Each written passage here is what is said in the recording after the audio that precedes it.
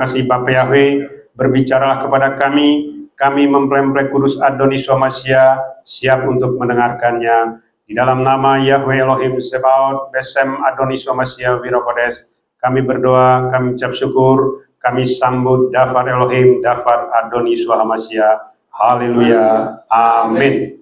Ya, silakan duduk, mempelai Adoni Swamasya.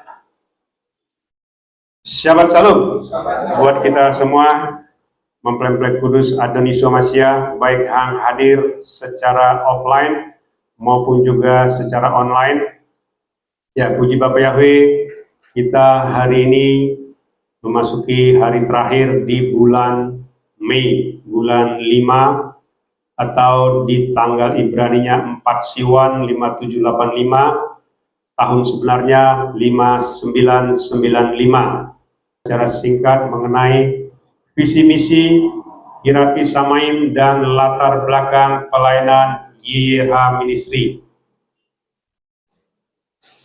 Sebagaimana yang selalu saya sampaikan, kita memiliki visi siap untuk diangkat hidup-hidup masuk ke Samaim, masuk ke surga.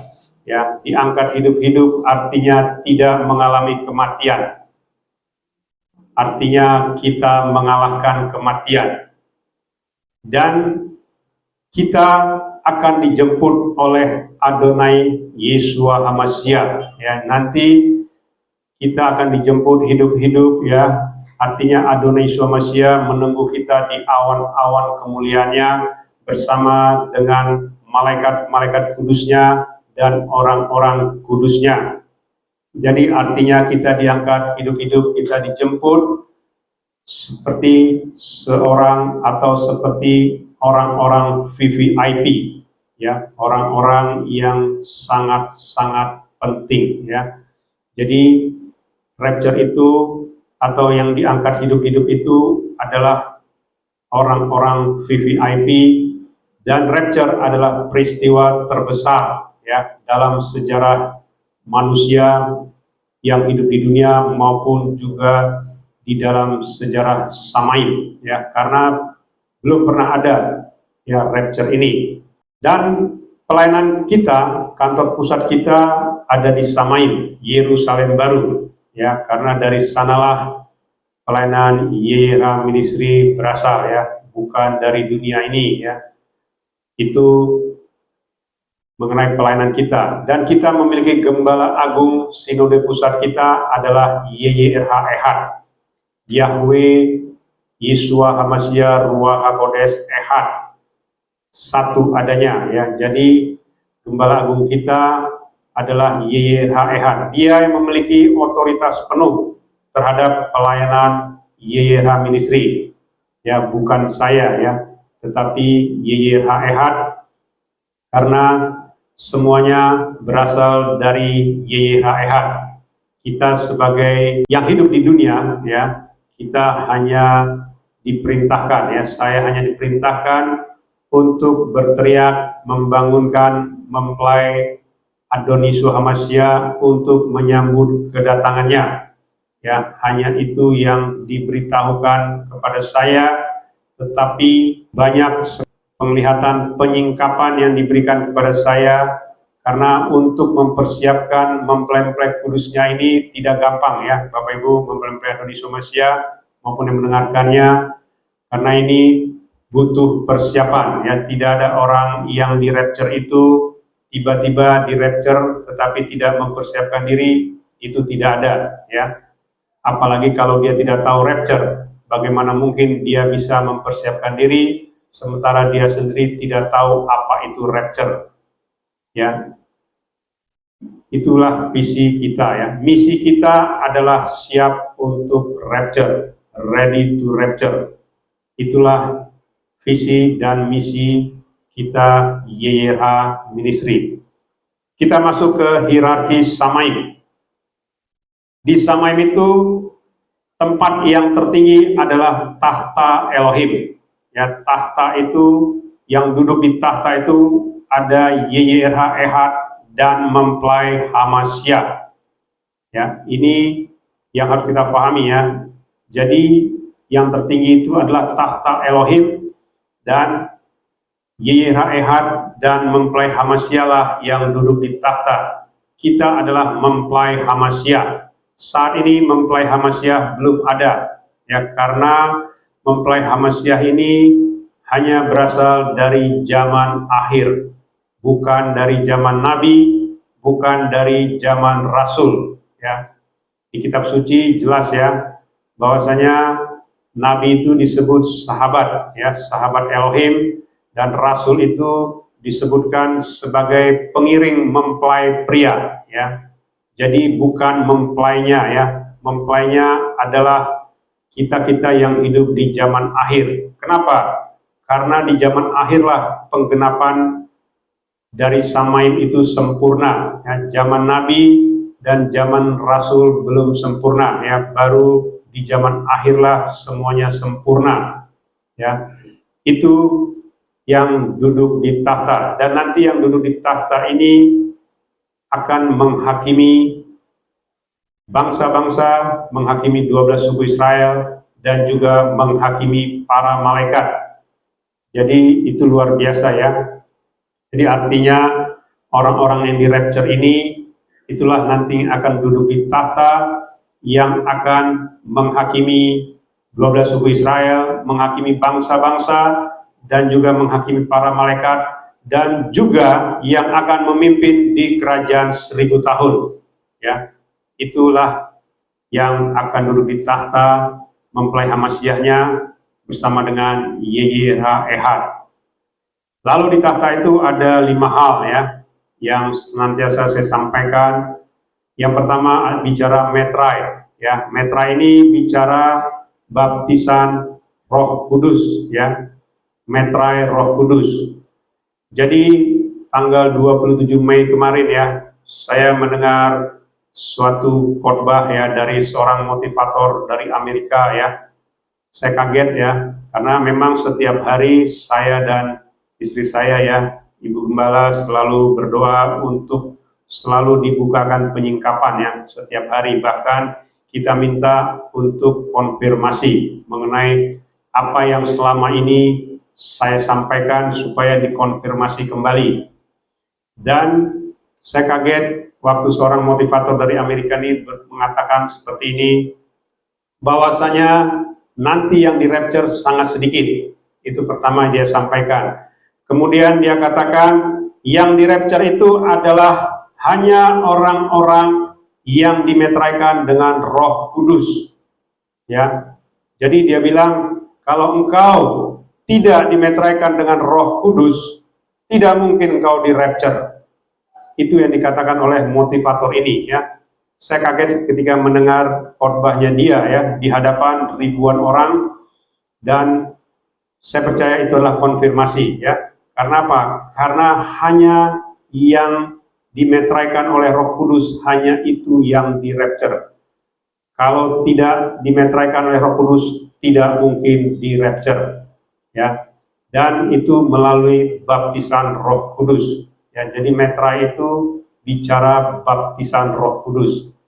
Yang bisa membaptis dengan Roh Kudus, ya, yang diberitahu kepada saya, hanya orang yang ada burung merpati di atas kepalanya, atau yang ada Roh Kudus pada saat melakukan baptisan, seperti yang dialami oleh Adonai Yeshua Hamasya 2000 tahun yang lalu, di mana ada burung merpati di atas kepalanya, dan itu disaksikan oleh Yohanes Pembaptis. Dan di zaman akhir ini, burung merpati di atas kepalanya itu juga disaksikan oleh lebih dari 10 orang, ya, dan juga dikelilingi oleh para malaikat, dan itulah yang diberikan kepada saya, ya. Jadi ini harus saya sampaikan karena apa yang saya alami harus disampaikan, ya. Karena Adonisua juga mengatakan, aku menyampaikan apa yang aku lihat dan yang aku dengar dari Bapakku, ya. Jadi hal yang sama juga saya mengatakan, saya menyampaikan apa yang aku dengar dan aku lihat, apa yang Adonai Yeshua Hamasya sampaikan kepada saya. Itu bicara metrai, ya, baptisan Roh Kudus atau dimetraikan oleh Roh Kudus. Lalu berikutnya di tahta itu ada yang namanya perjamuan, ya, perjamuan kasih, ya. Setiap saat di tahta itu disamain, ya, kita selalu melakukan perjamuan, ya. Artinya perjamuan raja-raja. Di dalam kita saat ini di dunia, perjamuan kasih yang dimaksud adalah kita selalu menyatu dengan tubuh dan darah Adon Yeshua HaMashiach. Artinya apa? Kita selalu ehad dengan dia, ya. Jadi menyatu itu bukan bicara 1 kali 1 minggu, 1 kali 1 bulan, atau 1 kali 1 tahun, tetapi bicara setiap hari. Karena Adonai Yeshua HaMashiach selalu mengilustrasikan perjamuan itu seperti makan roti mana, ya. Karena bangsa Israel itu makan roti mana di padang gurun setiap hari, ya. Tidak mungkin mereka makan roti mana itu 1 kali 1 tahun. Pasti mereka tidak mungkin bisa hidup, ya. Jadi harus setiap hari. Makanya Yohanes 6 mulai dari ayat 41 sampai 58 itu jelas, ya. Nenek moyangmu makan mana di padang gurun dan mereka telah mati. Tetapi barang siapa makan roti ini, dia akan hidup selama-lamanya. Ya, roti yang dimaksud adalah tubuh dan darah Adonai Yeshua HaMashiach. Jadi kita harus ehad dengan YRH ehad, supaya kita di dalam dia dalam kita, kita dan Adonai Yeshua HaMashiach di dalam Bapa Yahweh. Jadi kalau kita sudah ehad, tidak ada satu kuasa pun yang bisa menyentuh kita, terutama kuasa-kuasa dari kegelapan atau kejahatan, karena kita dijaga dengan sempurna bagaikan biji matanya. Itu bicara perjamuan menyatu dengan tubuh dan darah Adonai Yeshua HaMashiach. Lalu berikutnya bicara urapan kudus. Ini bicara minyak kudus, ya. Jadi itu bicara minyak zaitun, ya. Karena apa? Karena minyak kudus ini itu penting, ya. Karena setiap orang yang masuk ke Samaim harus diurapi dengan minyak kudus. Karena inilah yang sudah kami alami, ya, sudah saya alami 30 tahun, ya, sejak 95 itu lebih dari 20 orang diantar ke Samaim, ya, ke Firdaus, ya. Padahal mereka belum memanggil nama yang benar dan kudus, bahkan mereka juga tidak tahu, ya, siapa itu Yeshua, bahkan juga tidak tahu Bapak Yahweh, tidak tahu juga Ruach Kodes. Tapi karena mereka pada saat menjelang saat terakhir, mereka percaya, dan saya sebagai mempelai kudusnya, saya menguduskan dia dengan minyak kudus, dan dia dan mereka yang menerimanya saat ini ada di Firdaus, ya. Dan itu bukan saya melihat, tetapi keluarga yang ditinggalkan melihat, ya, kejadian itu. Mereka diberi mimpi, mereka diberi penglihatan bahwasanya orang-orang dikasihi, baik itu orang tuanya maupun juga anaknya atau saudaranya atau keluarganya yang lain, itu saat ini ada di Firdaus. Itu diperlihatkan kepada mereka. Begitu juga kemarin, ya, mempelai kudus kita juga begitu, ya. Ada yang sudah diperlihatkan bahwasanya beliau sudah ada di Firdaus, ya, di Samaim, ya. Itu bicara urapan kudus, minyak kudus. Lalu berikutnya kita bicara Holy Family, keluarga kudus, ya. Keluarga kudus artinya kita harus menjaga hubungan yang baik, ya, antar keluarga, baik orang tua, anak, demikian juga kepada saudara-saudara yang lain, ya. Tetapi meskipun kita menjaga bukan berarti kita menutupi, ya, tidak. Tetapi kita juga harus berbicara bahwasanya kita menyembah nama Yahweh, Yeshua, Ruach Kodes, ya, supaya mereka juga tahu. Dan juga kita harus menjaga setiap ucapan kita, menjaga setiap pikiran kita dan hati kita, supaya senantiasa terjalin hubungan yang baik dengan anggota keluarga maupun juga orang-orang di sekitar kita, apakah itu teman atau yang lainnya. Lalu bicara hidup di Samaim. Ya, hidup di Samaim Ini bicara taat kepada Davar Elohim, Davar Adonai Yeshua HaMashiach.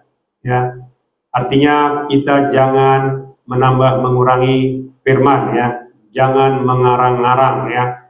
Saya tidak habis pikir, ya.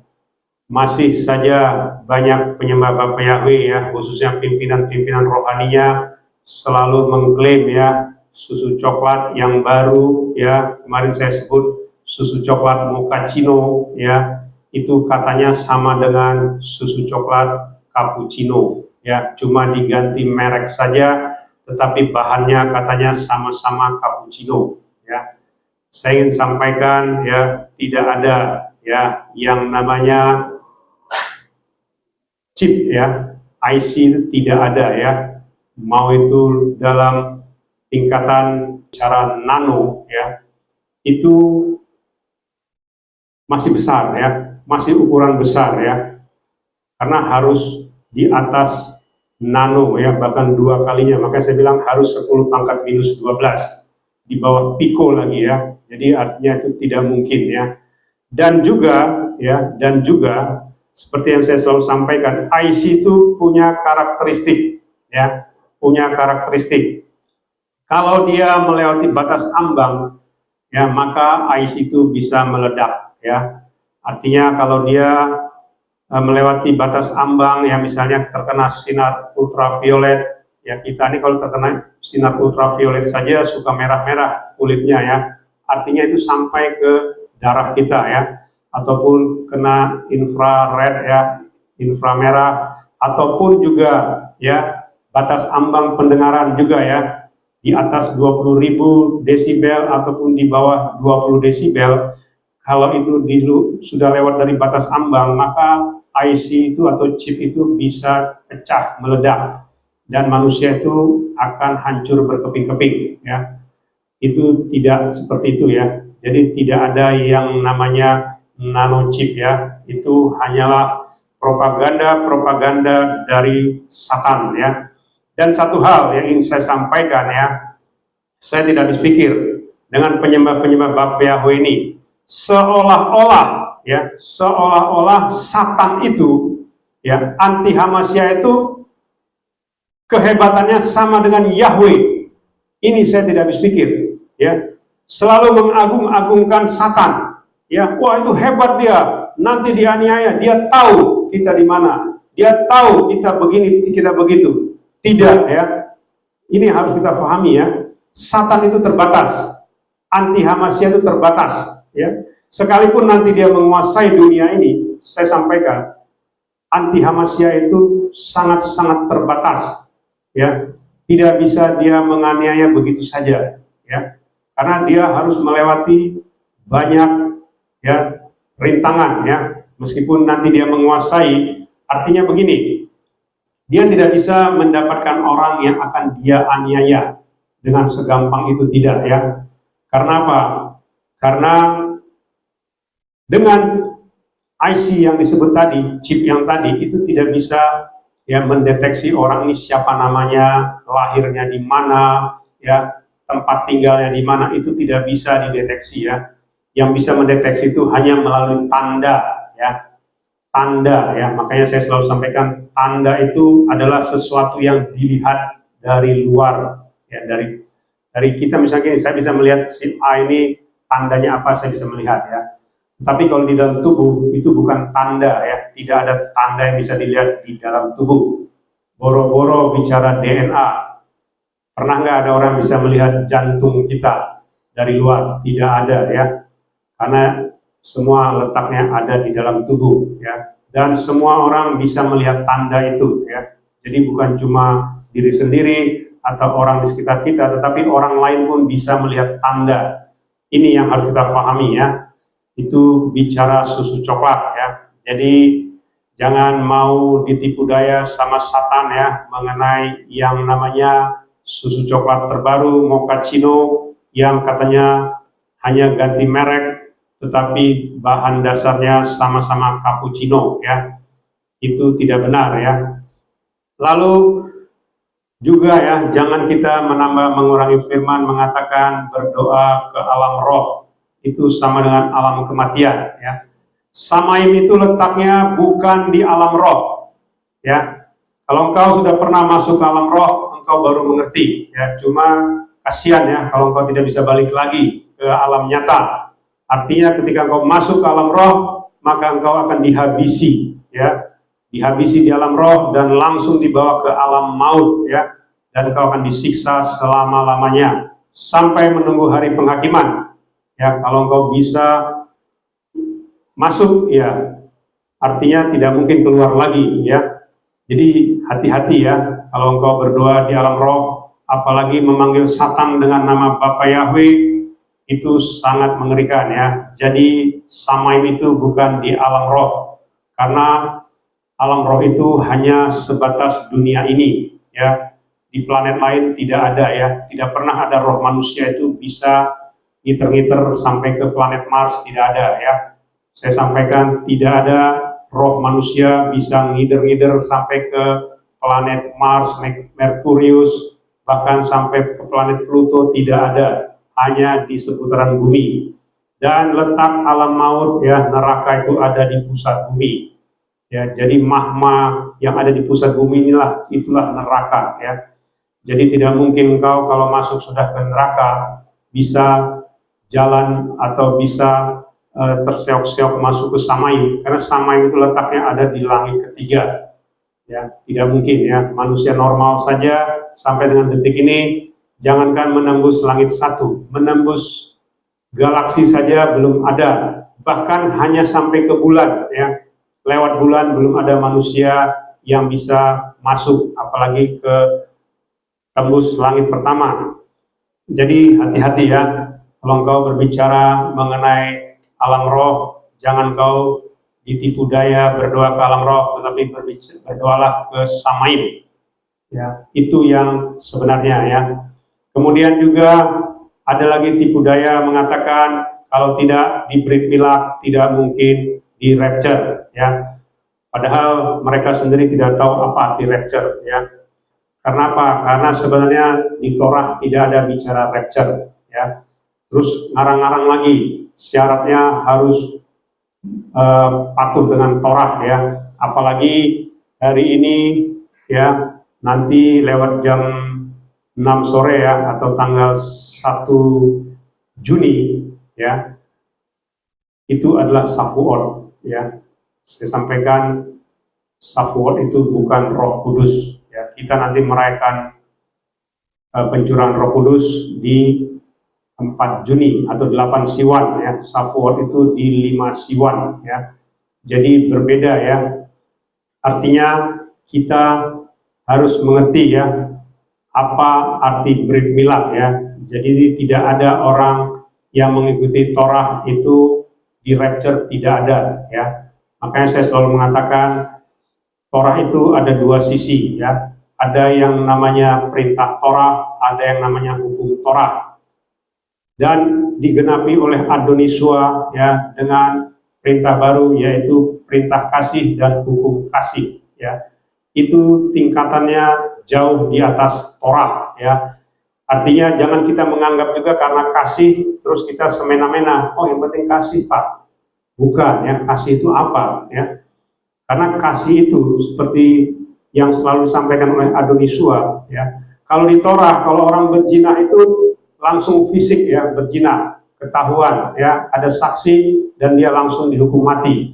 Tetapi dengan perintah kasih, ya, kita berpikir negatif saja, ya, kita memikirkan atau menginginkan seorang wanita atau seorang pria dalam pikiran kita saja itu sudah berzina, ya. Itu tingkatannya sama, dosanya sama, ya. Artinya apa? Jauh lebih tinggi, ya, tingkatan perintah kasih dan hukum kasih dibanding perintah Torah dan hukum Torah, ya. Ini yang harus kita pahami, ya. Jadi jangan kita mengklaim melakukan Torah bisa di rapture, tidak mungkin, ya. Kalau engkau melakukan kasih yang sebenarnya baru engkau mungkin di rapture, ya. Artinya engkau harus taat dengan Davar Elohim. Itu juga, ya, ada juga yang mengatakan aniaya dulu baru rapture. yang sebenarnya adalah rapture dulu baru aniaya, ya, karena Roh Kudus masih ada bersama-sama dengan kita. Artinya kalau nanti rapture, Roh Kudus akan kembali ke Samaim, barulah anti Hamasya berkuasa penuh, ya. Karena sekarang ada Roh Kudus, tidak mungkin Roh Kudus membiarkan orang-orang pilihannya dianiaya, itu tidak mungkin, ya. Karena Roh Kudus itu adalah roh yang dahsyat, ya. Dia akan marah jikalau orang pilihannya disiksa, ya. Tetapi kalau rapture sudah terjadi, Roh Kudus bersama dengan mempelai kudusnya kembali ke Samaim, ya, barulah mereka bisa menguasai dunia. Tetapi itu pun seperti yang saya sampaikan, mereka hanya diberi waktu 3,5 tahun dan hanya menganiaya kurang lebih 200.000 orang, ya, bukan menganiaya miliaran. Ya, sekali lagi saya sampaikan, yang dianiaya hanya penyembah-penyembah Yahweh, Yeshua HaMashiach, Ruach HaKodes yang benar, ya, bukan yang tidak benar, ya.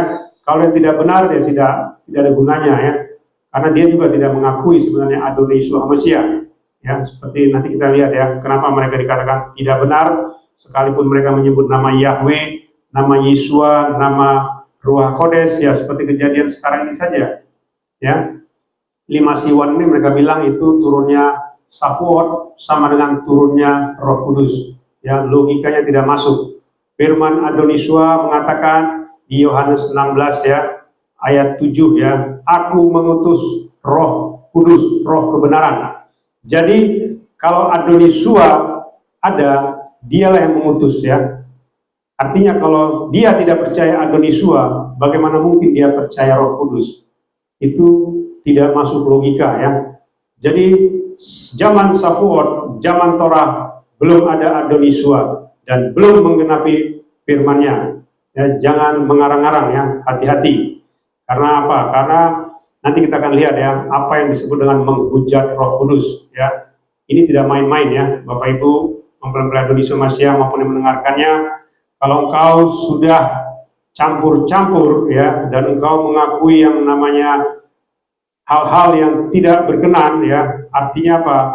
Engkau tidak mungkin di rapture. Jangankan di rapture, masuk ke Samaim pun engkau tidak mungkin, ya. Bahkan engkau akan dihabisi, ya, dengan murka Elohim, ya, dan bisa masuk nanti ke lautan api, ya, itu kekal selama-lamanya.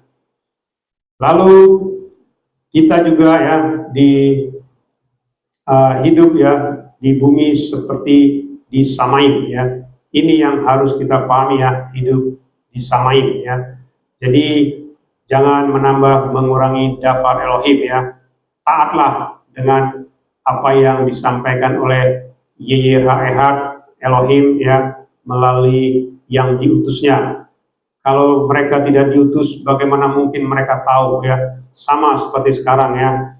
Kalau ada presiden memberi utusan khusus kepada seseorang, berarti semua perintah dari presiden itu kepada utusan khususnya ini, ya, mengenai hal-hal tertentu. Tetapi kalau orang itu tidak diutus, ya, dari presiden yang benar, presiden yang resmi, tidak mungkin dia tahu, ya, apa yang disampaikannya, ya. Begitu juga orang yang diutus dari Samaim, ya, beda dengan orang yang tidak pernah diutus, ya. Dan berbeda, ya, seperti saya sampaikan, kitab suci penyingkapannya hanya 10%, tetapi kalau langsung dari Elohim, dari YHEHAT, itu penyingkapannya 100%, ya, itu bedanya, ya. Jadi itulah 5 hal yang ada di tahta. Lalu kita lihat hierarki malaikat, ya, ada malaikat tahta, malaikat kekuatan, penghulu malaikat, dan malaikat-malaikat. Yang jatuh itu adalah malaikat tahta, ya, kelompok pimpinan kerubim. Inilah yang disebut dengan fallen angels, ya. Mereka ini jatuh dan mereka inilah saat ini yang menguasai manusia di bumi ini. Dan semua pengikutnya ikut jatuh. Itulah yang disebut dengan hierarki, ya. Jadi kalau pimpinannya jatuh, maka semuanya pun akan jatuh, ya. Jadi tidak ada orang mengikuti dua pimpinan ya. Artinya apa? Ya harus satu ya, dan tidak boleh pimpinan itu berbeda-beda. Kalau selamat ya harus selamat. Kalau dihukum ya dihukum ya. Itu ya bedanya ya. Lalu di tahta itu ya, sebagaimana yang saya sampaikan, mempelai ini sudah ditetapkan sejak sebelum permulaan dunia. Sejak sebelum penciptaan kita sudah ditetapkan. Beda dengan bangsa Israel. Bangsa Israel ditetapkan karena Bapa Yahweh berjanji ya, bersumpah kepada Abraham untuk memberkati keturunannya. Ya, makanya mereka sampai saat ini diberkati, tetapi mereka tidak akan duduk di tahta. Ya, mereka nanti akan dilindungi, ya, yang 144.000 itu akan dilindungi, akan diasingkan ke suatu tempat, ya, yang namanya Petra, ya. Mereka tidak akan mengalami masa aniaya. Itu yang 144.000 ya. Saya tidak bicara mengenai 144.000 saat ini ya. Itulah mempelai kudusnya. Kita ini sudah ditetapkan sejak sebelum permulaan dunia, dan sesuai dengan Yesaya 46 ayat 9 sampai 11, sebenarnya mempelainya itu berasal dari Indonesia ya, dan afiliasinya, artinya orang-orang yang mengikuti mempelainya dari Indonesia itulah yang menjadi mempelai kudusnya ya. Jadi kita bersyukur ya, karena Adoniswa itu atau YYRA itu melakukan kehendaknya ya, melakukan rancangannya melalui orang yang menggenapi rancangannya yang berasal dari negeri timur yang jauh, yang ada burung pemangsanya. Itu bicara lambang negara kita, burung Garuda ya. Itu burung pemangsa, dan hanya satu-satunya ya di negeri timur jauh yang ada burung pemangsanya, hanya di Indonesia. Dan ini tidak diketahui oleh siapapun di muka bumi ini ya, termasuk orang-orang Amerika sana, orang-orang Eropa, orang-orang ya dari negara lain. Mereka tidak dibukakan masalah Yesaya 46 ayat 9 sampai 11 ya. Jadi berbahagialah kita yang hidup di Indonesia ya. Lalu di alam roh itu ya ada hierarkinya ya, ada penguasa tadi ya. Itu kalau wujudnya ya sering kita dengar Lucifer, naga, dan Satan ya. Ini selalu saya sampaikan ya. Naga itu adalah Satan ya. Mau dia warna hijau, mau dia warna biru, mau dia warna putih, mau dia warna pelangi ya, tetap dia Satan ya. Ada orang mengatakan, kan bisa Pak, Bapak Yahweh itu berubah menjadi apa saja. Memang bisa, tetapi tidak mungkin Bapak Yahweh berubah jadi Satan. Logikanya tidak masuk ya. Mungkin namanya ya agak halus ya, tetapi coba Bapak Yahweh bisa nggak berubah jadi Satan? Logikanya masuk nggak? Kalau seperti itu ya buat apa Bapak Yahweh mengatakan akulah Yahweh Elohimmu, jangan ada ilah-ilah lain di hadapanku, kata Bapak Yahweh ya. Bahkan di Keluaran 23 ayat 13 dikatakan, menyebut namanya saja pun kau tidak boleh. Bayangkan, menyebut nama ilah-ilah lain saja ya, itu tidak boleh. Hanya menyebut nama Yahweh, hanya menyebut nama Yesua, hanya itu ya. Jadi jangan main-main ya dengan yang namanya nama ya. Nanti kita lihat apa itu nama ya. Lalu otoritas itu ada dewa-dewa Baal dan HBS, Hilal ben Sahar ya. Artinya inilah yang disembah oleh manusia di muka bumi ini. Cuma namanya saja bukan nama seperti itu tadi ya. Namanya bagus-bagus ya. Makanya nama fallen angel ini banyak ya. Fallen angel yang jatuh ini bisa ordernya ratusan juta ya, dan mereka memiliki nama yang berbeda-beda. Bayangkan, semua nama itu bagus-bagus ya, sangat bagus. Ada yang namanya Cakrawala, ada yang namanya Bintang Timur ya, ada yang namanya ya Matahari dan sebagainya ya. Itu nama bagus-bagus ya. Makanya harus diuji setiap nama itu ya.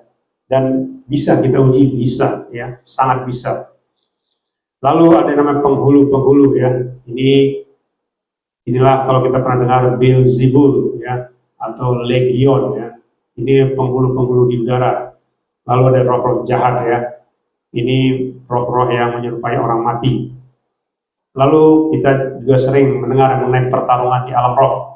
Ya, roh-roh atau penguasa-penguasa di udara ini yaitu mencakup roh-roh agamawi ya. Roh-roh anti Hamasyah, kekacauan, pemecah belah dan lain-lain. Artinya apa? Roh-roh atau penguasa-penguasa di udara ini dia menguasai miliaran manusia. Ya, bukan menguasai 1-2 manusia atau puluhan manusia, tidak, miliaran. Ya, dulu saya bangga ya. Dulu saya bangga pengikut iman saya miliaran. Justru sekarang saya ketakutan ya, karena tidak mungkin ya miliaran itu bisa masuk ke Samain, tidak mungkin ya. Hanya satu-satu orang ya, seperti dalam firman dikatakan kedatangan anak manusia seperti zaman Nuh. Ya, bayangkan, zaman Nuh cuma 8 orang, zaman Lot cuma 3 orang dari 1 miliar lebih manusia di zaman Nuh. Ya, dari kurang lebih 1 sampai 1,5 juta manusia di zaman Sodom dan Gomora. Ya, Sodom dan Gomora bicara kota ya, tapi Nuh bicara dunia. Ya, artinya apa? Sangat sedikit yang diselamatkan. Ya, saya sudah sampaikan kan di dalam renungan-renungan sebelumnya, kenapa mereka tidak diselamatkan ya, kan tadi roh-roh agamawi itu menguasai dunia ya. Karena Adonai Yeshua Hamasyah tidak pernah datang membawa agama ya, tapi dia membawa dirinya sebagai keselamatan kekal ya. Itu ya. Begitu juga otoritas ya, ada roh peperangan, kekuasaan, politik, ekonomi, sosial, budaya, roh sakit penyakit, ya roh susu coklat juga ya. Ini juga roh susu coklat yang dikumandangkan oleh penyembah-penyembah Bapak Yahweh. Ini sebenarnya berasal dari otoritas-otoritas di alam roh ya. Jadi nggak main-main ya. Ini mencakup ratusan juta orang ya, dipengaruhi dengan pengajaran-pengajaran seperti ini. Ya, jangan kau bangga ya. Kalau kau mengatakan wah seluruh dunia juga tahu, ya silakan ya. Karena berarti engkau terpengaruh dengan seluruh dunia. Karena seperti yang saya sampaikan, Satan itu kekuatannya sangat terbatas. Dia bukan maha kuasa, dia bukan maha tahu ya, tidak. Satan tidak tahu pikiran kita. Ya, jangan dikira Satan tahu pikiran kita, tidak. Kalau dia tahu pikiran kita berarti dia sama dengan Bapa Yahweh. Ya, Satan itu sangat terbatas ya. Lalu di penghulu juga itu ya, ada roh percabulan, perjinahan, perceraian dan sebagainya, roh santet, pelet guna-guna, ilmu hitam, ilmu putih, ilmu teluh, ilmu tenung ya, itu penghulu-penghulu di alam roh. Lalu roh-roh jahat ya banyak ya, roh-roh kesurupan, roh-roh makhluk-makhluk halus, dan juga roh-roh indigo juga itu berasal dari roh-roh jahat di alam roh. Ini yang harus kita mengerti ya, mengenai penguasa-penguasa alam roh, otoritas, penghulu, dan juga roh-roh jahat, roh-roh kegelapan. Lalu kita lihat bagaimana menguji setiap roh ya. Jadi roh kebenaran itu selalu berfirman ya. Jadi dia tidak hanya terbatas pada zaman Nabi maupun juga zaman Rasul, tetapi firman dari YHWH itu yang sempurna adalah di zaman akhir.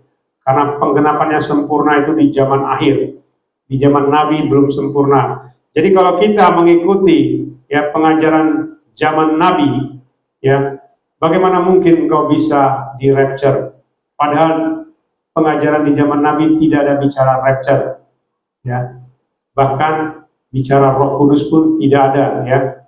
Artinya apa? Roh Kudus itu baru ada setelah Adonisua yang mengatakannya, aku mengutus Roh kebenaran, ya. Itu ada di Yohanes 16 ya, ayat 7. Lalu roh kebenaran itu tidak pernah mengubah sejarah Nah, ini yang selalu saya sampaikan ya.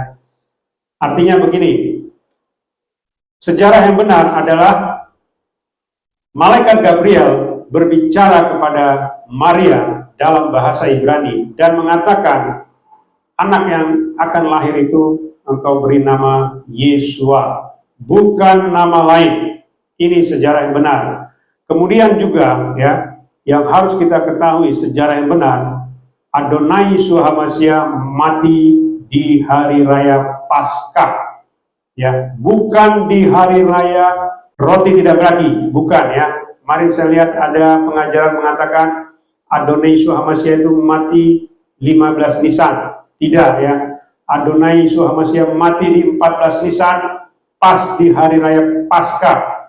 Besoknya hari raya roti tidak beragi, dan dia bangkit setelah 3 hari 3 malam dikubur. Dia bangkit di hari Sabat 17 Nisan.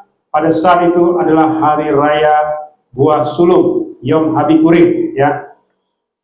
Dan itu yang selalu kita pakai ya. Buah sulung kita adalah kebangkitan Adonai Yeshua HaMashiach. Itu sejarah yang benar ya. Jadi tidak pernah yang namanya kebangkitan Adonai Yeshua HaMashiach itu berubah-ubah setiap tahun. Ya, itu tidak benar. Ya, artinya apa? Berarti Yesua yang kau sembah adalah Yesua palsu, ya, bukan Yesua yang sebenarnya. Karena apa? Karena kau mengikuti buah sulungnya Israel yang bukan kebangkitan Adonai Yeshua HaMashiach. Itulah kebenaran yang sebenarnya. Demikian juga dia lahir pada hari raya Pondok Daun, ya, hari raya Sukkot, dan itu harus kita ucapkan ya. Yang kita utamakan adalah Adonai Yeshua HaMashiach sebagai penggenapannya, bukan hari-hari rayanya ya. Karena kalau kita hanya menyebut Happy Pesach, Happy Paskah, itu sama dengan kita menyebut selamat Bani Israel sudah masuk ke tanah perjanjian. Engkau hanya menyebut itu, tidak ada hubungannya dengan Adonai Yeshua HaMashiach. Ya, hati-hati ya. Kalau kita merayakan 7 hari raya besar, harus ada penggenapan. Demikian juga kemarin ya, kita sudah merayakan kenaikan Adonai Yeshua HaMashiach ke Samaim ya, di hari ke-40 setelah 17 Nisan ya. Jangan dihitung dari yang lain ya. Dan penyembah Bapa Yahweh tidak pernah merayakan ya atau mengucapkan kenaikan Adonai Yeshua HaMashiach ke Samaim. Ya, silahkan koreksi sendiri pengajaran Anda ya. Pernah nggak Anda mengucapkannya atau membroadcast kemana-mana mengatakan bahwasanya kenaikan Adonai Yeshua HaMashiach ke Samaim di hari ke-40 ya. Tidak pernah dia mengakui itu. Karena apa? Karena di Torah tidak ada tertulis kenaikan Adonai Yeshua HaMashiach ke Samaim. Tidak pernah ada ya. Itulah sejarah yang sebenarnya. Lalu roh kebenaran ya, itu menyingkapkan keselamatan kekal kepada orang yang dipilih ya, sebagaimana Yahweh ya mengutus Adonai Yeshua ya untuk menyingkapkannya kepada orang-orang yang dia singkapkan ya. Sebagaimana yang selalu saya sampaikan, setiap zaman nabi ya, satu nabi itu satu generasi. Ya, satu nabi satu generasi, dan di zaman Adonai Yeshua HaMashiach itu diutus 12 rasul ya, dan juga di zaman akhir ya. Kalau zaman Adonai Yeshua HaMashiach 12 rasul itu kalau kita hitung ya kurang lebih hampir 2000 tahun ya. Jadi 12 rasul itu diutus untuk menyampaikan kebenaran ya melalui apa yang mereka lihat, dengarkan, dan itulah tertulis ya di dalam kitab suci ya. Artinya itu di zaman akhir disingkapkan lagi kepada orang yang dipilih ya. Makanya saya selalu mengatakan, coba tanya you punya gembala, coba tanya you punya pimpinan rohani, benarkah Bapak Ibu diutus dari Samaim ya? Kalau tidak benar, siapkah dilempar ke lautan api? Cukup omong begitu saja. Kalau dia bilang siap, ya sudah, klaim dia siap ya. Tapi kalau dia bilang dia diutus tapi dia memberikan pengajaran yang aneh ya, menyatu dengan tubuh dan darah Adon Yesua sekali setahun, sekali sebulan, atau mungkin cuma sekali seminggu, itu hati-hati ya. Karena tidak pernah orang yang namanya menyatu itu setiap minggu, setiap bulan, atau setiap tahun, harus setiap hari ya. Karena itu firman-Nya jelas, Yohanes 6 ayat 41 sampai 58 ya. Itulah penyingkapan ya. Lalu berikutnya, roh kebenaran memiliki kuasa Elohim yang dahsyat ya. Ini yang selalu saya sampaikan ya, kuasa dari Samaim itu membangkitkan orang mati. Tidak ada kuasa dari alam roh bisa membangkitkan orang mati. Ya, kalau kuasa kekayaan bisa diambil dari alam roh. Ya, kuasa kesembuhan sakit penyakit juga dari alam roh. Karena apa?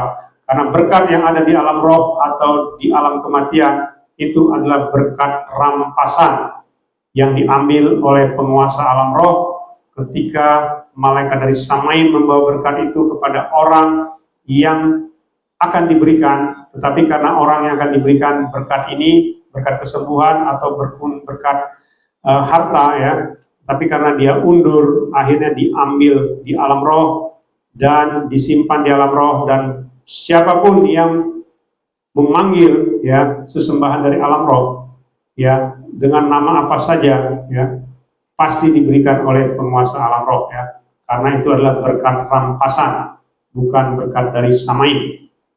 Itu yang harus kita pahami ya.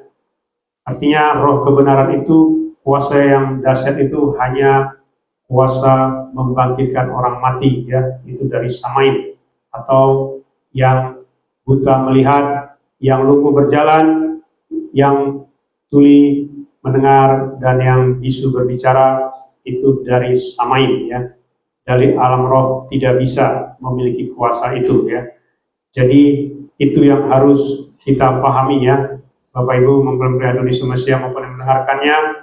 Jadi harus ada kuasa dari Elohim ya. Lalu roh kebenaran itu menyingkapkan orang-orang pilihannya di zaman akhir adalah sebagai mempelai kudusnya Adonai Yesua Masiah ya. Jadi kita ini adalah mempelai kudusnya ya. Karena itu banyak tertulis ya mengenai mempelai kudusnya atau orang-orang pilihannya. Ya, itulah ya bagaimana cara menguji roh ya. Ada 5 hal cara menguji roh. Tapi kalau engkau tidak bisa menguji roh, engkau cukup bertanya kepada gembalamu, kepada pimpinan rohanimu ya.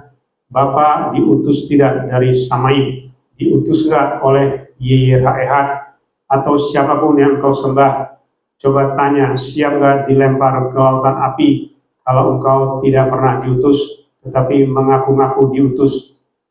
Itu harus disampaikan ya, Bapak Ibu mempelai Adon Yesua Masiah maupun yang mendengarkannya. Lalu kita lihat perencanaan YHWH ya.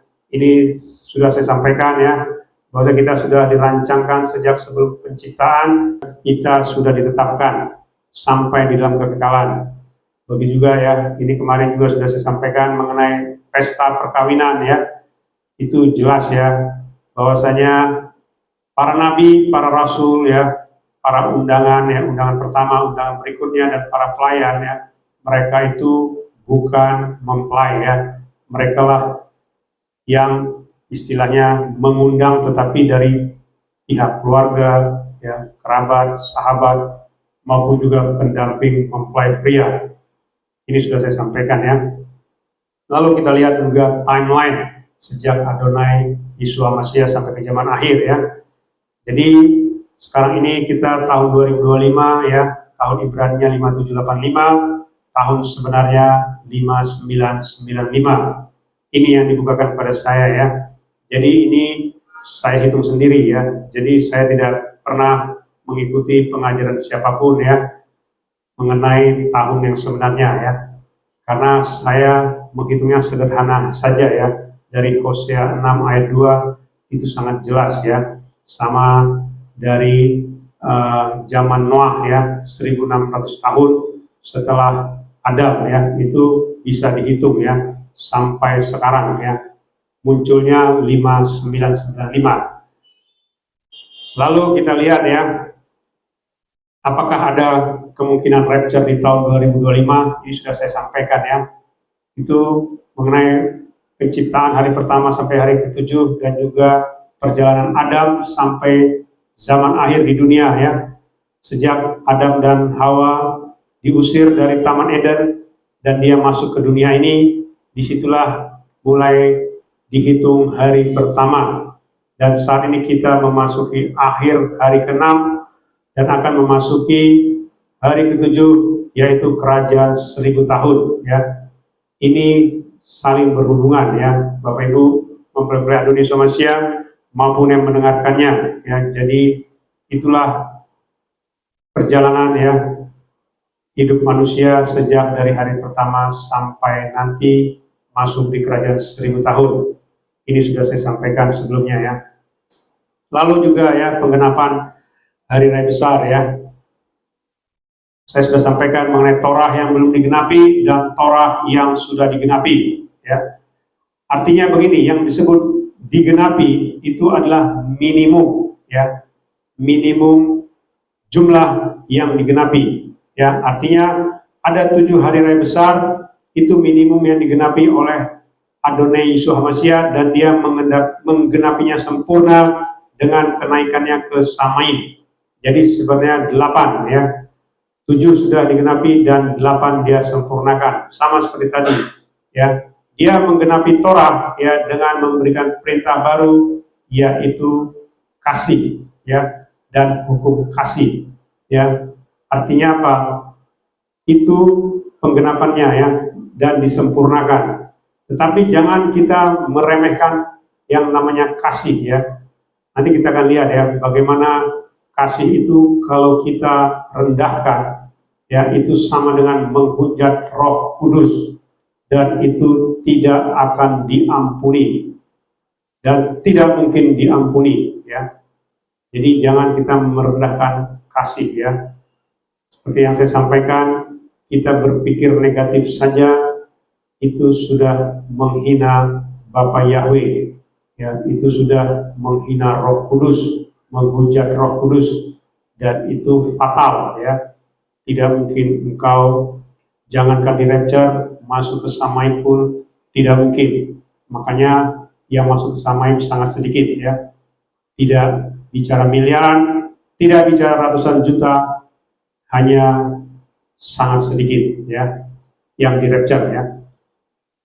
Lalu kita lihat mengenai latar belakang nama yang benar dan kudus ya, sebagaimana yang selalu saya sampaikan, nama yang benar adalah nama Yahweh, Yod-He Waw-He ya. Nama ini sudah disampaikan oleh Bapak Yahweh kepada nabi-nabi di zamannya ya.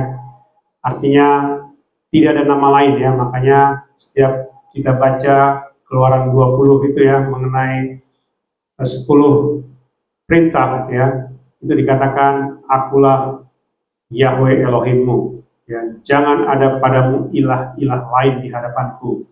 Itu jelas ya. Jadi jangan bermain-main dengan nama Yahweh. Dan nama Yeshua inilah yang disampaikan oleh malaikat Gabriel ya.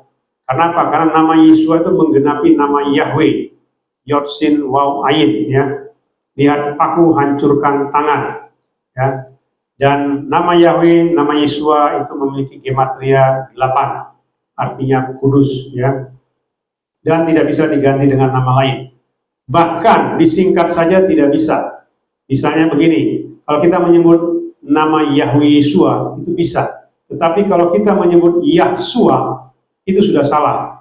Atau Yehusua itu sudah salah. Atau Yahovah itu sudah salah ya. Karena nama itu berdiri sendiri, nama itu identitas ya, jangan dikarang-karang ya. Tidak ada tertulis di dalam tanah maupun juga dalam Brit Hadasah nama Yahshua dalam bahasa Ibrani, tidak ada. Nama Yehusua dalam bahasa Ibrani tidak ada ya. Orang-orang saja yang membuatnya ya, gampang membuatnya ya, tinggal menambah huruf He, tinggal menambah huruf Sin, Waw, dan sebagainya ya.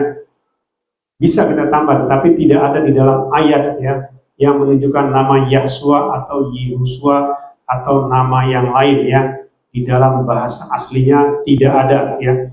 Jadi jangan kita mengarang-arang ya, karena ini berbahaya ya. Nama lain saya tidak bahas ya, artinya itu bukan nama Yahweh dan bukan nama Yeshua. Lalu kita lihat penggenapan dari kelahiran dan kematian ya. Seperti yang saya sampaikan tadi, Yeshua itu lahir 15 Tisri 3758 ya, atau tahun 3 sebelum Masehi, atau tahun sebenarnya 3967. Dan dia lahir di hari raya Sukkot, Pondok Daun ya.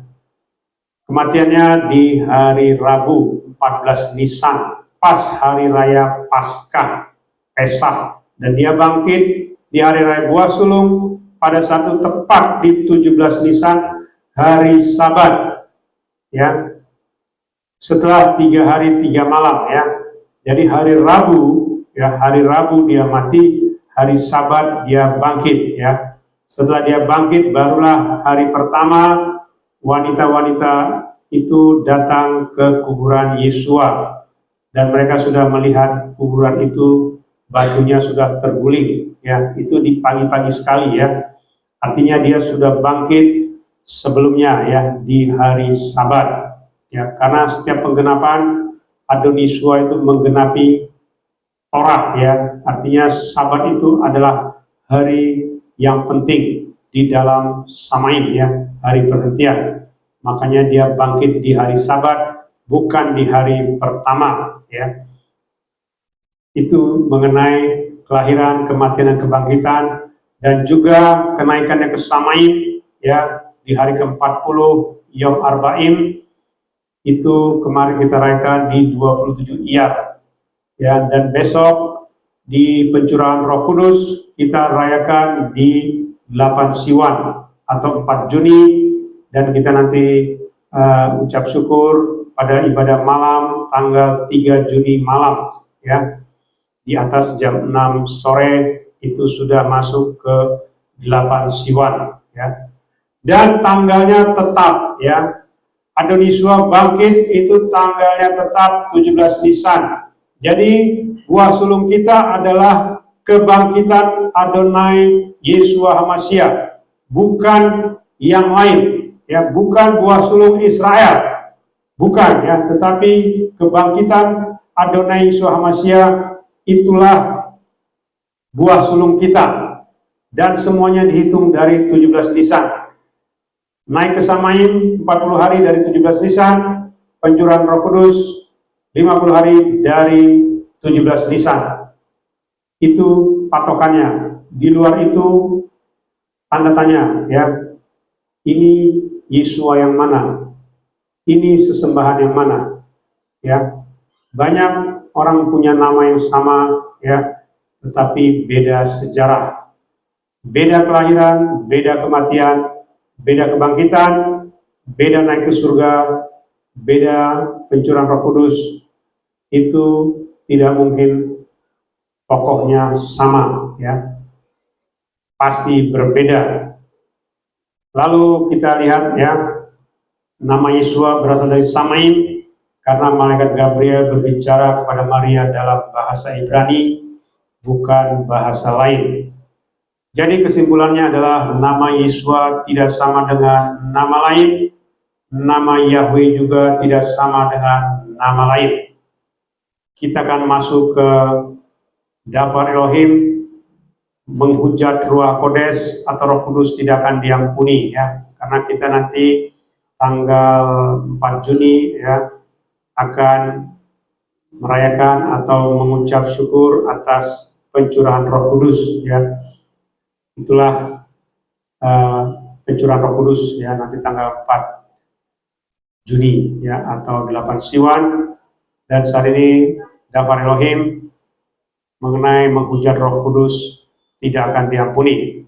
Kita bangkit berdiri, kita baca Dafar Elohim di kitab Markus 3 ayat 29 dan juga nanti di Wahyu 16 ayat 8 sampai 9 ya.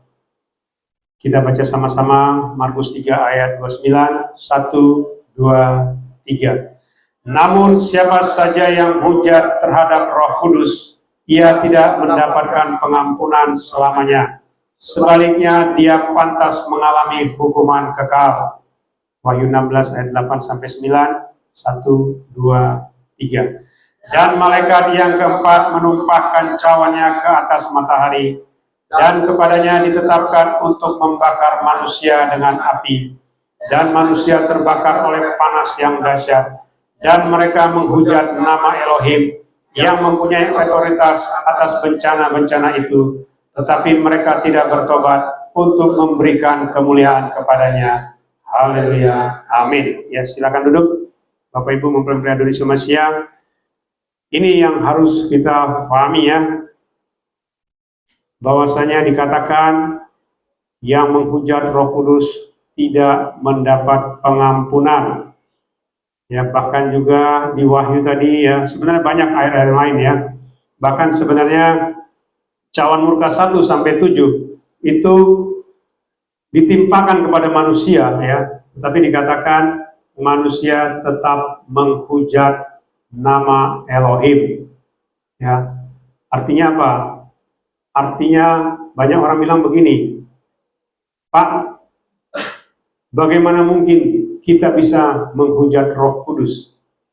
Ya, kita sendiri tidak tahu Roh Kudus itu siapa. Ya, artinya hampir 8 miliar manusia tidak tahu itu Roh Kudus. Ya, saya sampaikan Roh Kudus itu apa? Boro-boro menghujat. Tahu pun nama Roh Kudus tidak tahu. Ya, bagaimana kita bisa menghujat suatu nama yang kita sendiri tidak pernah tahu arti dari nama itu, dan siapa yang punya nama itu kita tidak tahu. Ya, nanti kita lihat ya bagaimana itu dikategorikan menghujat ya. Jadi jangan main-main ya. Apalagi kalau kita sudah tahu dan sengaja ya, itu sama dengan menghujat dan tidak akan diampuni selama-lamanya. Ya, ini saya baca rangkumannya ya. Dafar Elohim dalam Markus 3:29 dan Wahyu 16 ayat 8 sampai 9. Ini ada lagi ayat lain ya di Wahyu ini. Siapa saja yang menghujat Roh Kudus tidak mendapat pengampunan selamanya, dan dia pantas mendapat hukuman kekal. Dan dikatakan lagi, pada setiap cawan murka ke-1 sampai ke-7, manusia menerima murka Elohim, di mana manusia menerima bencana-bencana, tetapi mereka tidak bertobat dan memberikan kemuliaan kepadanya, dan mereka disebut mereka menghujat Elohim. Ya, ini ya rangkuman tadi ya. Artinya itulah yang disebut dengan menghujat Ruach HaKodes atau menghujat Roh Kudus ya. Karena sama dengan menghujat Elohim itu menghujat Roh Kudus, karena Elohim itu adalah Roh Kudus itu sendiri ya. Ciri-cirinya ya, menghujat menurut Kamus Besar Bahasa Indonesia mengandung arti itu mencaci, mencela, menghina, ya, mencemarkan, juga mengandung arti memfitnah. Itulah menghujat ya. Lalu dikatakan ciri-cirinya lah, menghujat itu lebih dominan dilakukan melalui perkataan ucapan ya. Jadi sebenarnya hujatan itu keluar dari perkataan kita ya, dari ucapan kita ya. Sebagaimana firman di Yakobus 3 ayat 1 sampai 18 ya, itu jelas ya mengenai mulut kita atau lidah kita, perkataan kita ya. Melalui perkataan atau lidah kita dihukum atau diberkati, tetapi tidak bisa keduanya, harus memilih satu ya. Ini hati-hati ya, saya selalu mengatakan hati-hati dengan perkataan yang kita ucapkan ya. Jangan sampai kita dikategorikan menghujat, karena kalau itu sudah dikategorikan menghujat, ya sudah, itu tidak akan diampuni ya. Dikatakan lagi, dengan perkataan kita juga diampuni, tetapi tidak boleh diucapkan hujatan kembali ya. Jadi artinya ketika kita minta ampun, kita diampuni ya, tapi jangan terbiasa mengucapkan hujatan-hujatan ya.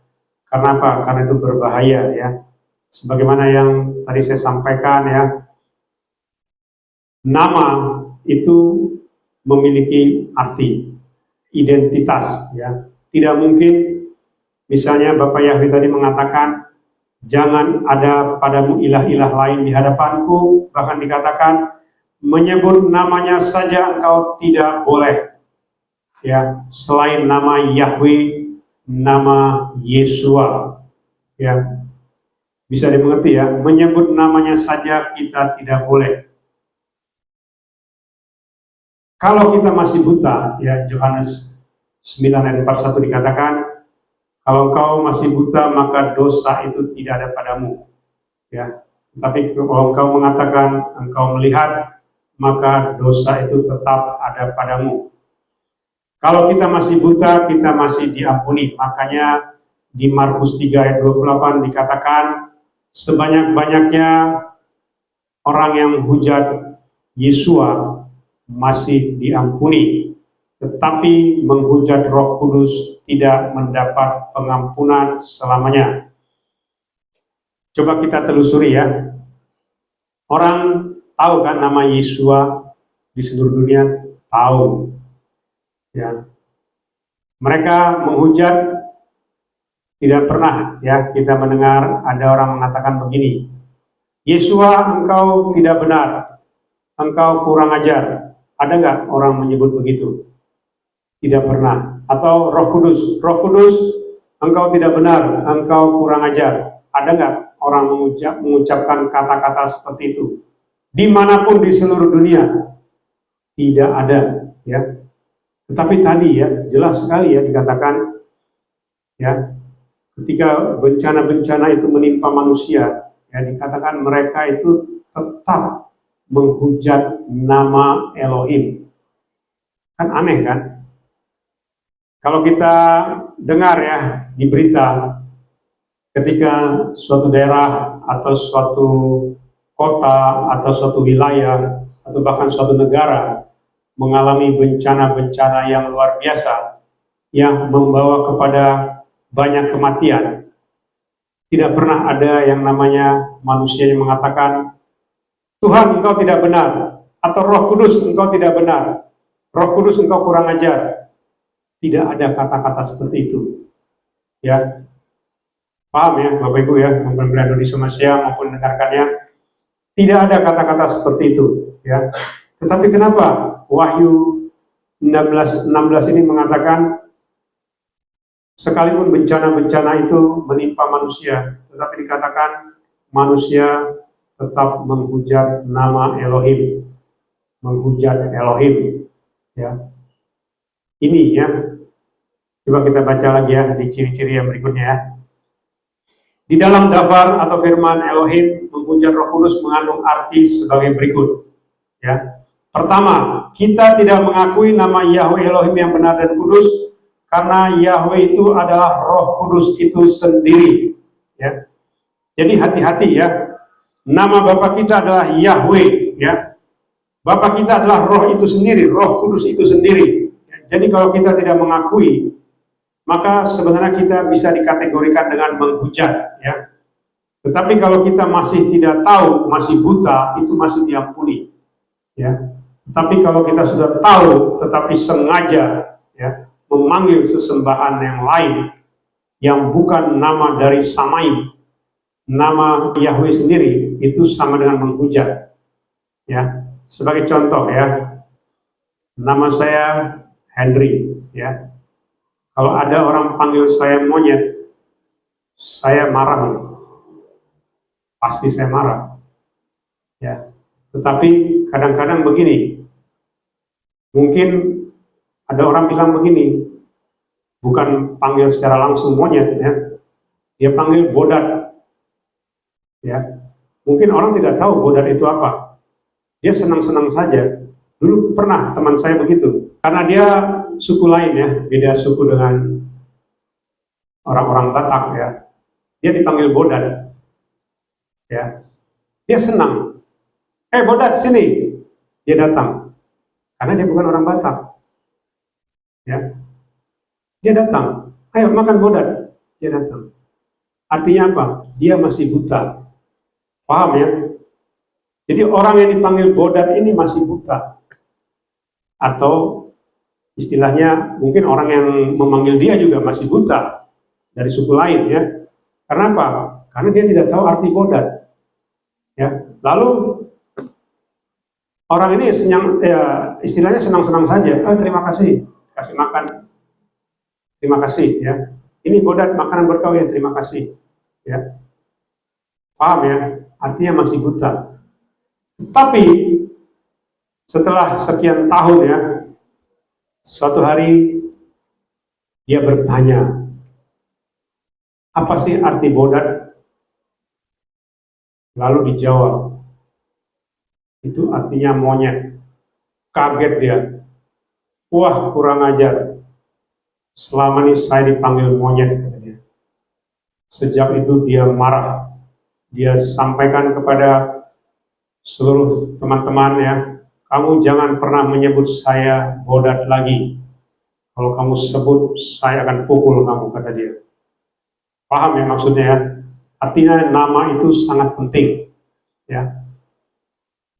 Artinya begini, jadi ketika, ya, ini ya, saya baca lagi ya, ciri-ciri berikutnya. Jika kita sudah tahu nama Yahweh Yeshua adalah nama yang benar dan kudus, dan sengaja menyebut nama ilah lain dengan alasan terjemahan, ya. Ini tadi ya, Keluaran 20 ayat 3 dikatakan, Akulah Yahweh Elohimmu, jangan ada padamu ilah-ilah lain di hadapanku.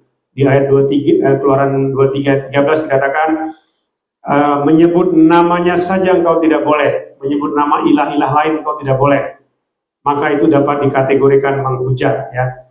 Jadi seperti tadi yang saya sampaikan ya, ketika dia tahu nama dia itu adalah menghujat dirinya, dia marah ya.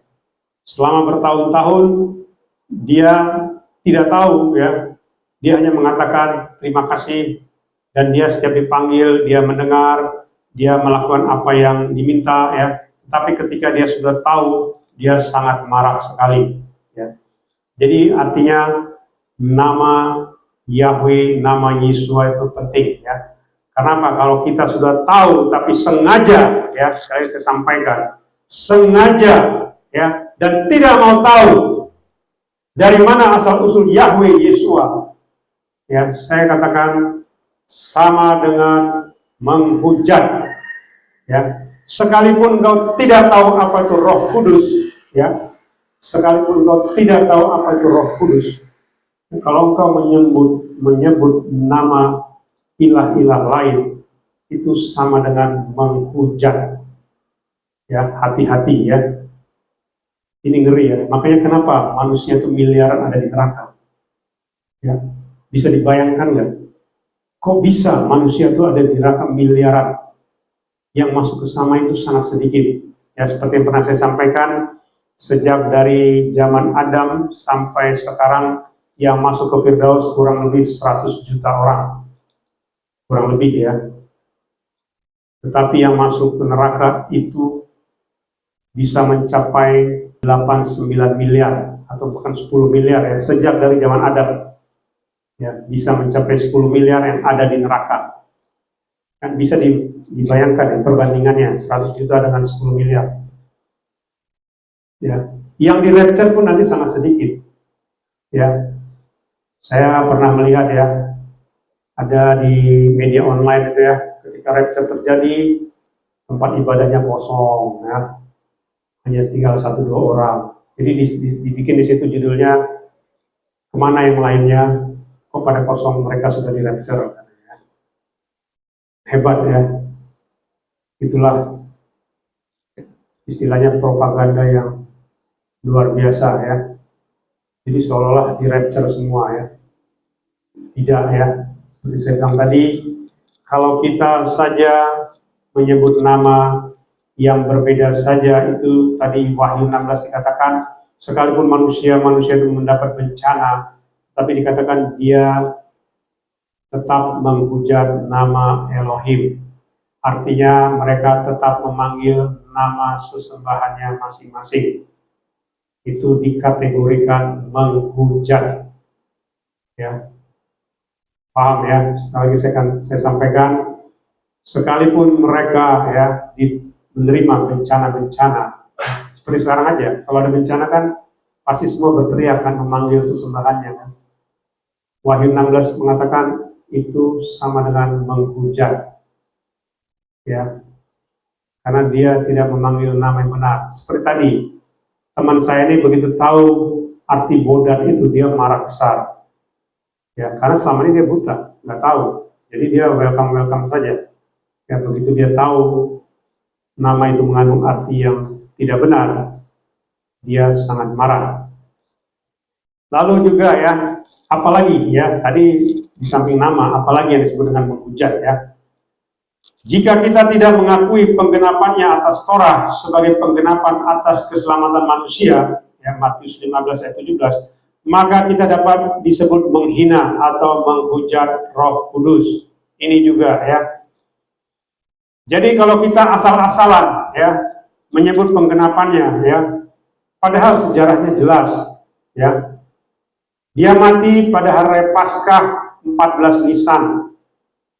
Dia bangkit di hari raya Buah Sulung 17 Nisan. Ya. Dia naik ke Samaim di hari ke-40 setelah bangkit setelah 17 Nisan itu 27 Iyar, dan Roh Kudus turun dari Samaim 50 hari setelah kebangkitannya setelah 17 Nisan itu 8 Siwan ya. Dan tidak diakui ya, bahkan mengucap namanya saja tidak bisa, mengatakan selamat ya, Adon Yeshua Hamashiach sudah mati di hari raya Pesach 14 Nisan, bahkan dengan bangga mengatakan Happy Pesach. Hanya itu, tidak ada Adonai Yeshua Hamashiach-nya. Ya, saya sampaikan, saya ditegur ya oleh Adonai Yeshua supaya engkau menyebutkan setiap penggenapan yang aku lakukan. Karena apa? Karena dia tidak ingin ya kita dibinasakan hanya gara-gara salah menyebut nama. Ya, apalagi kita sudah diberi pengetahuan. Ya, ini hati-hati ya. Saya ingin sampaikan ya, kita itu manusia tidak berdaya ya. Jangan kita gagah-gagahan ya dengan menyebut nama sesembahan atau lagi tidak pernah mengakui penggenapannya seolah-olah kita ini sudah benar dengan mengikuti Torah ya. Hati-hati ya. Saya sampaikan dari mimbar ini, hati-hati, engkau bisa dikategorikan ya, dikategorikan menghujat Roh Kudus. Karena seperti saya bilang tadi, perintah kasih dan hukum kasih itu jauh di atas perintah Torah dan hukum Torah. Tetapi juga jangan main-main dengan namanya perintah kasih dan hukum kasih, karena tingkatannya tinggi. Jadi kita berpikir tidak benar saja, ya, punya hati yang tidak benar saja, itu bisa dikategorikan menghujat juga. Ya, hati-hati ya. Jadi tingkatannya tinggi loh ya. Kasih itu tinggi, bukan main-main kasih itu. Ya. Kasih itu seperti kita tahu ya, ada namanya kasih agape. Ya. Artinya kasih agape itu adalah kasih dari Adonai Yeshua Hamashiach kepada kita. Dia menyerahkan tubuh dan darahnya itu 100%. Ya, tidak pernah setengah-setengah. Tidak pernah dia menyerahkan, udah tangan saya dulu dipotong. Ya, nanti lain kali tangan saya sebelah kiri, lain kali kaki saya dipotong. Tidak, dia serahkan semua tubuh, jiwa dan rohnya ya, supaya menebus kita ya. Jadi artinya kalau juga bicara kasih itu bicara 100%, tidak bicara setengah-setengah ya. Ya paham ya Bapak Ibu ya, Bapak Indonesia Malaysia. Jadi supaya kita jangan bermain-main dengan yang namanya kasih ya. Jangan kita bilang ya udah saya mengasihi dia, saya kasih sekian misalnya. Ya, jangan ya. Tetapi kita harus meminta hikmat dari Bapak Yahweh ya. Harus berdoa sebelum melakukan segala sesuatunya.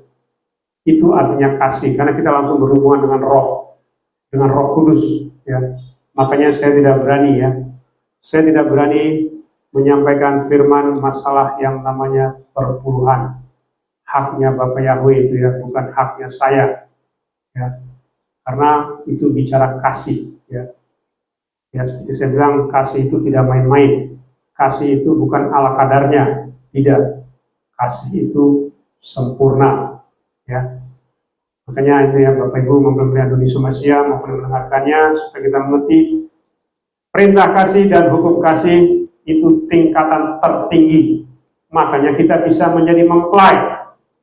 Tidak mungkin ya kita melakukan Torah yang jauh di bawah perintah kasih dan hukum kasih. Tidak mungkin kau bisa di-rapture kalau kau hanya sebatas perintah dan hukum Torah yang kau lakukan. Ya, itu tidak mungkin ya. Jangankan masuk ke Samain, jangankan di-rapture. Ya. Masuk ke Samain pun belum tentu ya. Itu tadi ya, makanya di Wahyu 16 tadi ya mengenai 7 cawan ya, itu dikatakan manusia tetap menghujat Elohim ya. Nah, ini lagi ya, apalagi yang disebut dengan menghujat Elohim ya. Siapa yang menolak pengutusan ya, Lukas 10 ayat 16, maka disebut menolak Bapa Yahweh yang mengutus Yesua. Karena Yahweh itu adalah Roh Kudus itu sendiri, Ruach Kodes ya. Ada firman yang mengatakan ya di Lukas 10 ayat 16 ya, jikalau mereka menolak engkau ya, maka mereka menolak aku. Dan mereka menolak dia yang mengutus aku. Itu bicara apa? Bicara mereka menolak Yahweh juga. Berarti mereka menolak Roh Kudus. Dan itu dikategorikan menghujat Roh Kudus. Hati-hati ya. Makanya saya bilang hati-hati dengan yang namanya pengutusan ya. Mungkin dulu orang banyak menolak Adonisua ya, tetapi masih diampuni selama mereka bertobat sebelum waktunya meninggal, mereka masih diampuni. Tetapi kalau sudah meninggal tidak ada lagi pengampunan ya kalau masih menolak Adonisua ya. Bahkan dikatakan juga kalau menolak yang diutusnya saja, itu pun dapat dikategorikan menghujat Roh Kudus. Ya, jadi saya juga tidak mau ya, karena saya tahu orang pasti akan menolak saya. Ya, sekalipun saya berbusa-busa mengatakan A, B, C, D ya dan sebagainya, mereka tetap tidak percaya ya. Makanya itulah yang disebut dengan menghujat ya. Seperti tadi pertama, tidak memanggil nama yang benar dan kudus, kemudian tidak mengakui penggenapannya, kemudian menolak pengutusan ya, dan juga memanggil ya sesembahan yang bukan Yahweh, Yesua, itu dikategorikan menghujat ya. Ini tadi ya ciri-ciri berikutnya ya.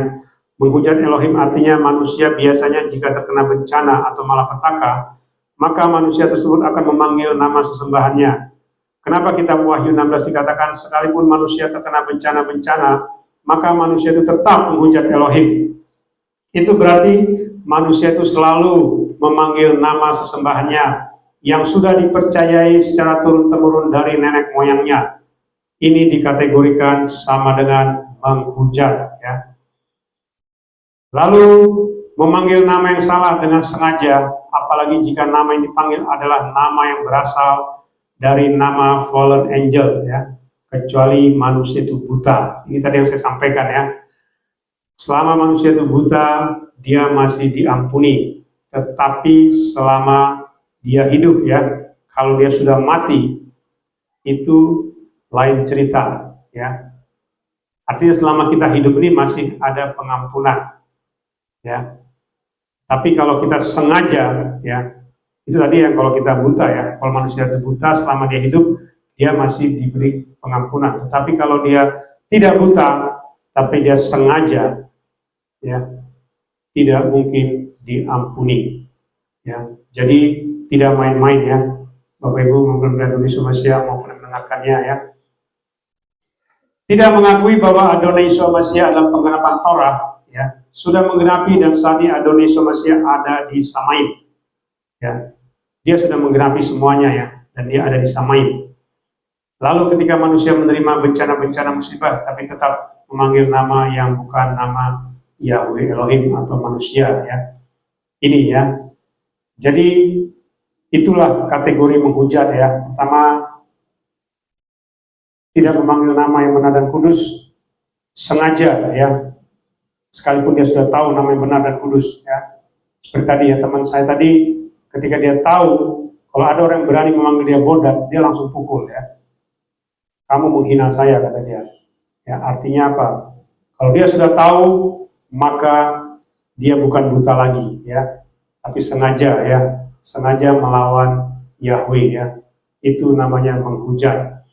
Kemudian tadi yang kedua, ya, yang menolak pengutusan, ya, itu juga dapat dikategorikan menghujat karena dia juga menolak Bapa Yahweh, ya. Makanya tadi yang saya sampaikan, jikalau mereka menolak engkau, mereka berarti menolak aku dan menolak dia yang mengutus aku atau menolak Bapa Yahweh, ya. Itu ya dikategorikan menghujat, ya. Dan juga tadi ya, memanggil nama sesembahan yang bukan nama Yahweh Yeshua itu dikategorikan menghujat, sekalipun kita tidak tahu siapa itu Roh Kudus, siapa itu Ruach HaKodes, ya. Inilah yang disampaikan kepada saya, ya. Jadi jangan main-main, ya Bapak Ibu mempelajari Indonesia Malaysia maupun mendengarkannya, karena waktunya sudah sangat dekat, ya. Sudah sangat-sangat dekat, ya. Tidak ada lagi yang namanya waktu masih ratusan tahun lagi, tidak ada, ya. Waktunya sudah sangat dekat, tinggal beberapa waktu lagi. Nah, ini saya lihat, ya, saya perlihatkan mengenai bagan itu, ya. Ini kemarin sudah saya sampaikan juga, ya. Bahwasanya Adonisua itu, ya, mati, ya, 14 Nisan, dia bangkit 17 Nisan, dia naik ke Samaim 27 Iyar, ya, setelah 40 hari, dan Roh Kudus tercurah di hari ke-50 pada tanggal 8 Siwan, ya, itu besok kita akan rayakan atau kita mengucap syukur di pencurahan Roh Kudus di hari tanggal 3 Juni malam, ya, pada saat ibadah malam kita. Tetapi sama dengan tanggal 4 itu, ya, 3 Juni malam, di pergantian hari di penanggalan Ibrani itu di atas jam 6 sore sudah masuk ke hari yang baru, ya. Jadi 3 Juni jam 6 ke atas itu sudah sama dengan 4 Juni atau 8 Siwan, ya. Itu pencurahan Roh Kudus dan kita harus memahami, karena tidak main-main, ya. Menghujat Roh Kudus ini bukan perkara yang remeh, ya, bukan perkara yang diabaikan, jangan, ya. Hati-hati, ya. Seperti tadi saya sampaikan, tidak ada di muka bumi ini orang mengatakan, "Hei engkau Roh Kudus, engkau tidak benar. Hei engkau Roh Kudus, engkau kurang ajar." Tidak ada orang bisa mengucapkan itu dan berani, tidak ada, ya. Ya, paham, ya. Tetapi kenapa Wahyu 16 itu jelas, ya. Sekalipun sudah manusia itu menerima bencana-bencana malapetaka, tetapi mereka dikatakan tetap, manusia itu tetap, ya, menghujat nama Elohim, ya. Bisa dibayangkan, ya, itu ngeri, ya.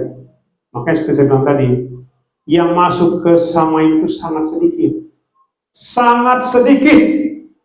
ya. Tidak ada miliaran manusia di Samaim, tidak ada, sangat sedikit, ya. Justru miliaran itu ada di neraka semua, ada di alam maut, ya. Jadi jangan gagah-gagahan masuk ke Samaim, gak bisa. Bagaimana mungkin kau bisa masuk ke Samaim? Kau sendiri tidak pernah disingkapkan apapun. Kau sendiri tidak pernah masuk ke Samaim, diperlihatkan apa itu Samaim, diperlihatkan apa itu alam maut, apa itu alam kematian. Tetapi sudah gagah-gagahan. Kita di rapture kok, selama kita brit milah, katanya. Selama kita memanggil nama Bapa Yahweh Yeshua, padahal dia tidak mengakui Yeshua sebagai penggenapan Torah. Dia tidak mengakui hukum kasih, perintah kasih. Apa gunanya? Tidak mungkin ya, tidak mungkin di rapture ya. Jangankan di rapture, masuk ke samai pun belum tentu ya. Jadi itu ya Bapak Ibu mempelai Indonesia Masia maupun mendengarkannya. Lalu kesimpulannya adalah Roh Kudus atau Ruach Kodes adalah Ruach Yahweh Elohim ya, Ruach Yahweh itu sendiri. YYRH saat ini ketiganya ada di surga Samaim. Artinya tidak boleh sembarangan mengucapkan namanya dengan salah. Karena itu sama dengan disebut menghujat Roh Kudus, Ruach Kodes ya. Tadi ya Markus 3 ayat 29, kecuali jika manusia tersebut masih dikategorikan buta. Yohanes 9 ayat 41. Tetapi ini juga yang disebut dengan buta selama dia hidup ya. Kalau dia selama dia hidup saja dia masih tidak memanggil nama yang benar dan kudus, maka setelah dia mati dia akan masuk ke dalam masa penghukuman ya. Nanti besok ya kita lihat apa arti Roh Kudus dicurahkan ya. Itu sangat jelas ya. Roh Kudus itu dicurahkan itu punya arti ya. Bukan cuma sekedar berbahasa roh, tidak ya. Tetapi sesuatu yang berbeda ya. Karena apa? Karena Roh Kudus itu akan menyingkapkan apa yang disebut dengan dosa, apa yang disebut dengan kebenaran, dan apa yang disebut dengan penghakiman. Itulah Roh Kudus yang mengingatkan. Jadi kalau engkau mengaku-ngaku ada Roh Kudus, tetapi engkau tidak tahu apa itu dosa, engkau tidak tahu apa itu kebenaran, dan engkau tidak tahu apa itu penghakiman, ya berarti Roh Kudus tidak ada padamu, ya. Dan engkau bisa dikategorikan menghujat Roh Kudus dan itu tidak mungkin diselamatkan. Ini tadi ya, dikategorikan menghujat Roh Kudus adalah ya ada 4 ya. Pertama, jika sengaja memanggil nama sembahan yang lain meskipun sudah mengetahui nama yang benar dan kudus, kecuali manusia tersebut tadi dikategorikan buta ya. Lalu yang kedua, tidak pernah mengakui, mengucapkan penggenapan yang telah dilakukan oleh Adonai Yeshua Mashiach terhadap hukum Taurat ya. Jadi penggenapan yang sudah dilakukannya tidak pernah diucapkan, itu dikategorikan menghujat Roh Kudus ya. Ini tidak main-main ya. Ini disampaikan kepada saya oleh Ruach HaKodes ya, oleh Bapak Yahweh. Lalu yang ketiga, sekalipun manusia sudah mengalami bencana-bencana atau musibah atau malapetaka, tetapi tetap memanggil nama sesembahan lain ya.